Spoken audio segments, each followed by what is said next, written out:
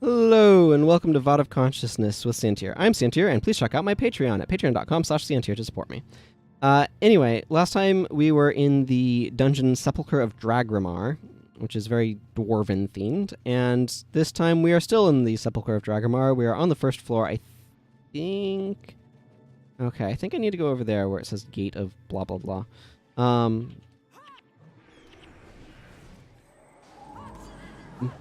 But I'm gonna fight myself some wisps. Well, not for long.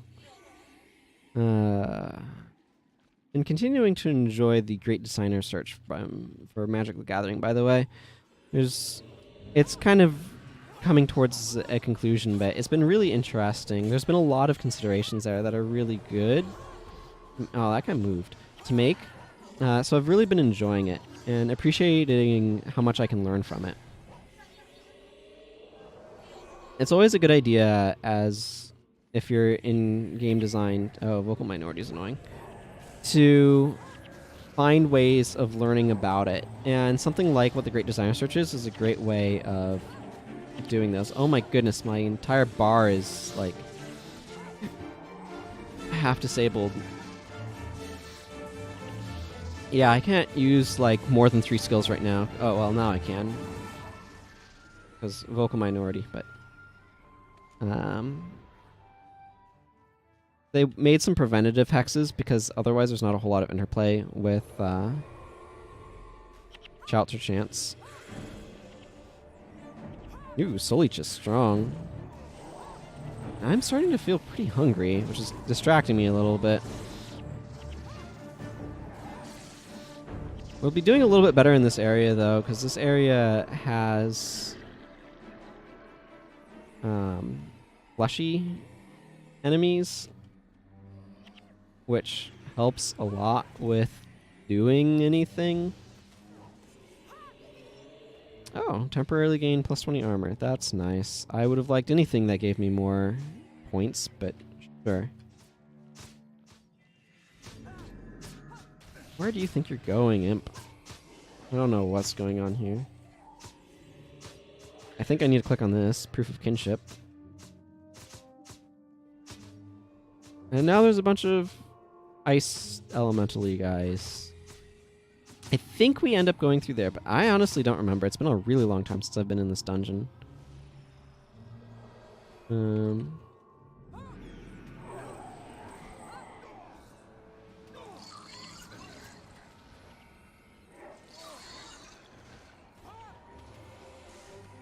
Okay.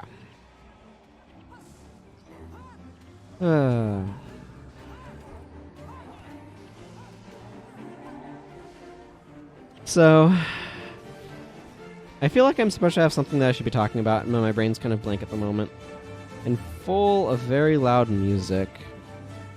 Hopefully that's not drowning out my voice too much in the recording. It certainly is for just like what I'm actually saying. For me. Because I don't like headphones.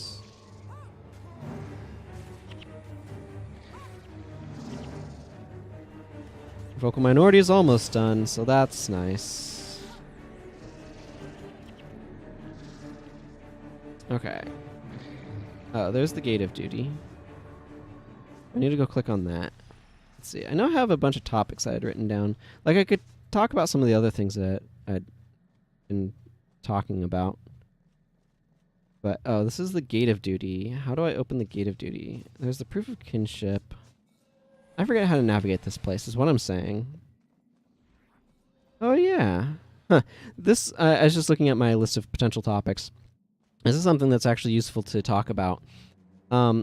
So there's a concept of representation in terms of being represented by a character. So a character represents you, or is your avatar.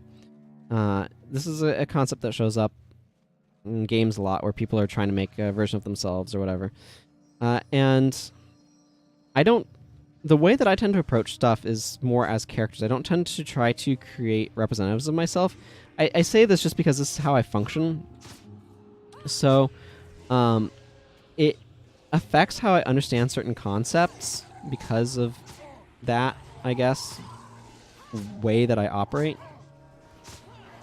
And the consequence of this is that sort of the idea of representation is one that I've had to kind of learn because it's not something I innately understand. I function very much so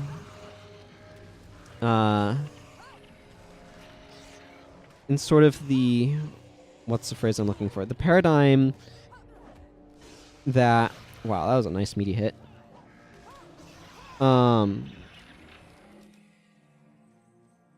That, like, when I don't need the character to kind of be a stand-in for me, and I tend to look at things as characters, so that means that I don't tend to think about them, I don't know, in quite the same way that I feel like characters get discussed by other people, which can lead to a lot of confusion for me. Because, for example, people have problems about some specific thing or another, and I don't understand it because the way that they're analyzing and processing stuff is just foreign to me.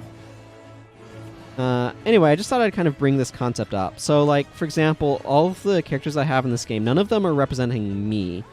But to me, they all represent, or they're all their own individual characters. And the result of this, sort of viewing them all as their own individual characters, is that none of them are supposed to represent me, and they're all kind of their own people that I try to understand who they're supposed to be or what I think about them. And a lot of them, the character development that I have for these characters has been based upon how they function in this game, like mechanically. That's something that's really interesting about games. That's kind of an important concept, actually, is designing stuff to have basically the mechanical concept of what or who someone is supposed to be, and the actual, like, mechanical implementation that the developers use for that character to be in sync. So that way, the characters, the way that they mechanically function is resonant with who they personality are and all that sort of stuff, what they can do, those sorts of things. And I think that's an important concept in game development and game design, to try to support that and make sure that that's a thing. Wow, it has been a lot less time than I was expecting for this episode so far. I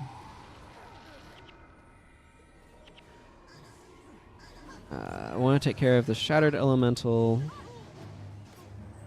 because that's the guy kind of, I don't know, they're a little bit more dangerous feeling to me.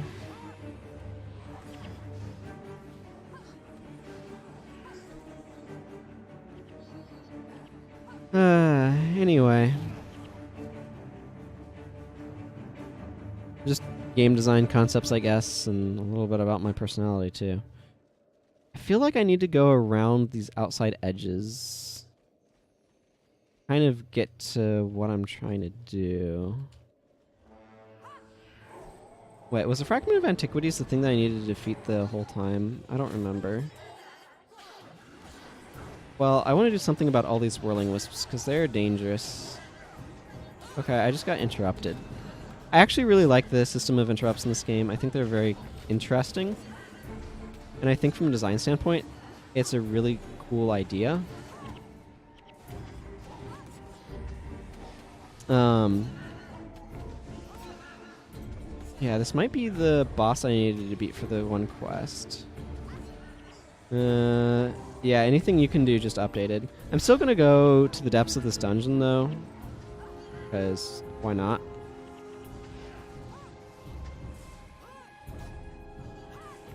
I definitely should not have brought Olias, at least with his current build. If I was gonna bring him, it should have been a different build, but honestly, a different sort of mesmer might have been better. I'm not sure. But right now I'm doing this anyway. Anything you can do, however, has been finished. But yeah, I might as well just finish this one so it doesn't mess things up, which is good. I do... Ah, okay. So, yeah. That's important to note. Um.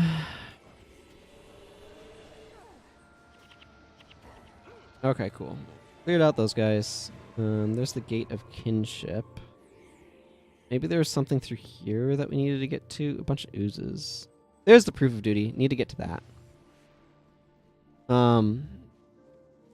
Okay, cool. We should be finishing this floor fairly soon, hopefully then.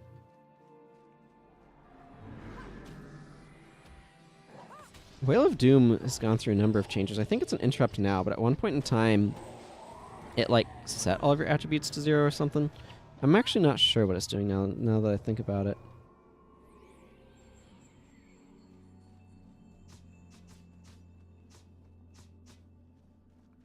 Okay. No, none of that ooze division, please.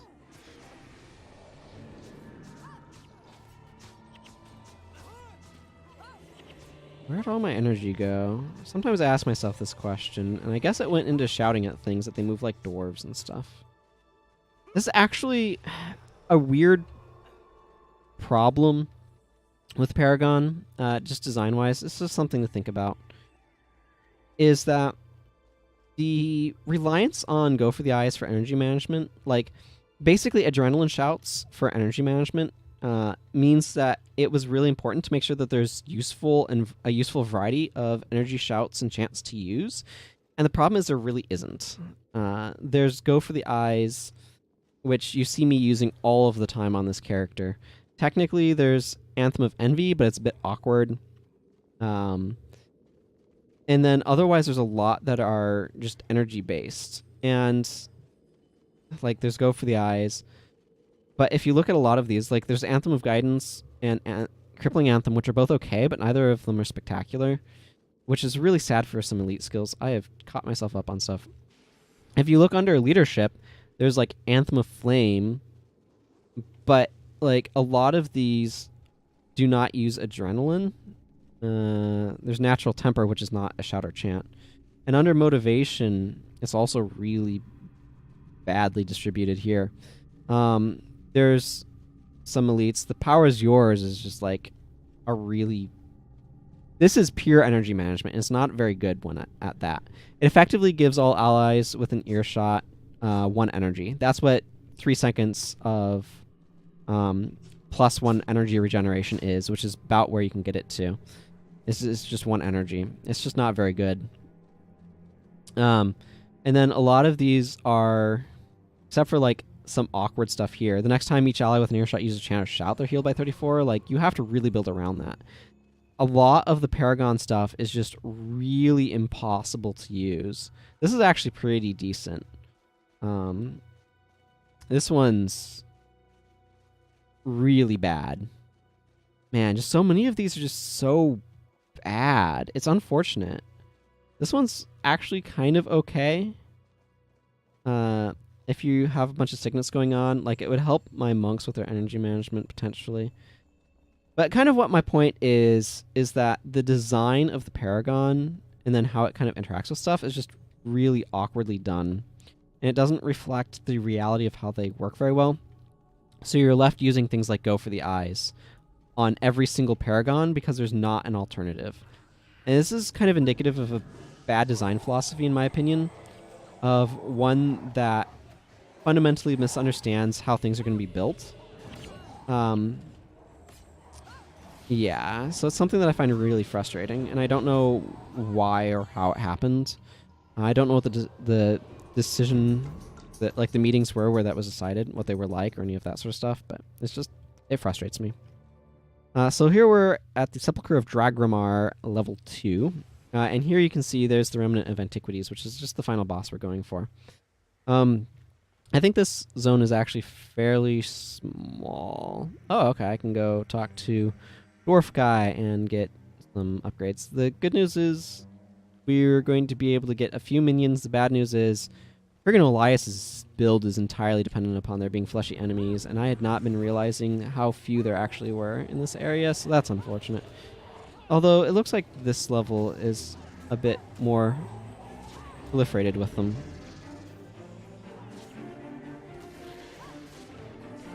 But anyway, as it is, basically what leadership works for is kind of like a discount for energy. And I don't know. It's just the whole design is really awkward and unfortunate in that awkwardness.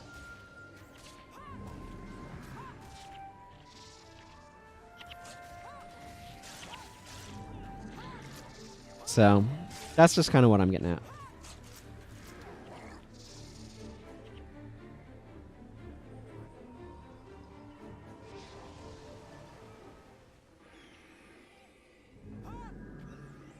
There's some stuff that can be really strong, though. Knock that guy down casually.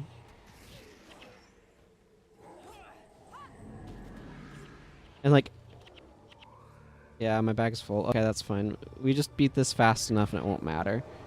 I want to take these guys out. I want to try to get to a certain enemy get rate, as it were, because that becomes very beneficial.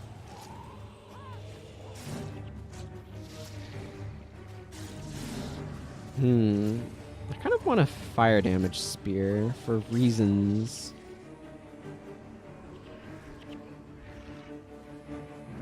I should move rather than stand in damage.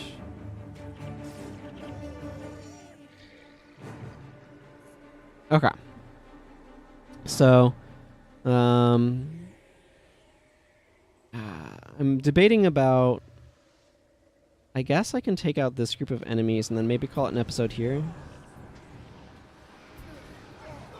Oh, goodness.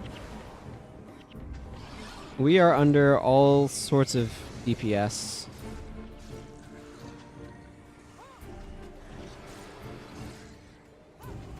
And of course, this enemy is moving, which is not helping.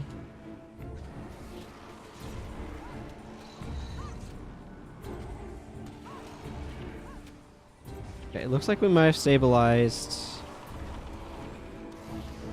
Avalanche needs to go down, though. Okay. Well, I'm going to take a moment, let my guys' energy regenerate, and I'm going to go ahead and bid you adieu for this episode. So until next time, everyone, take care. Bye-bye.